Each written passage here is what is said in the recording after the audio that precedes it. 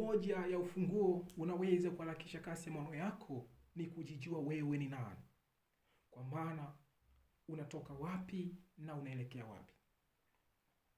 Kumbuka, ukijua wapi unaelekea, huwezi ukata tamaa.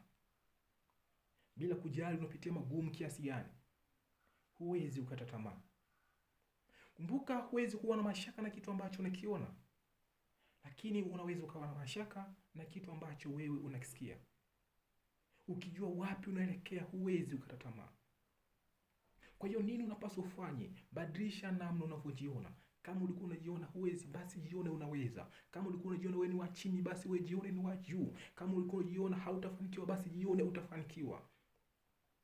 Kwa hiyo wewe ni mtu wa thamani sana. Wewe sio mtu wa kawaida.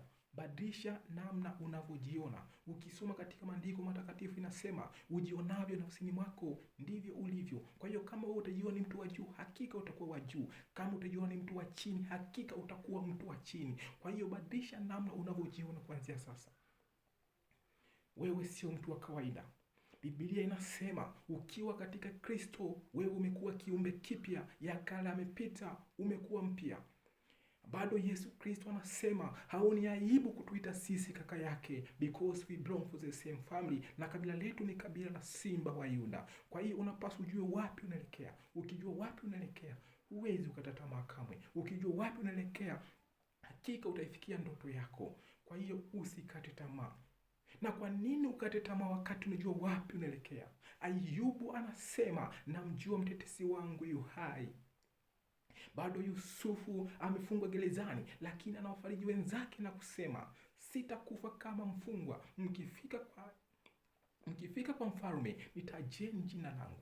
Na ni kweli leo Yusufu, pamoja na kupitia magumu kiasi gani, amefungwa gerezani kwa kesi ya kusingiziwa, lakini Yusufu leo amekufa akiwa waziri mkuu. Kwa hiyo usifikiri hali inayokuzunguka ndiyo tafasiri ya maisha yako.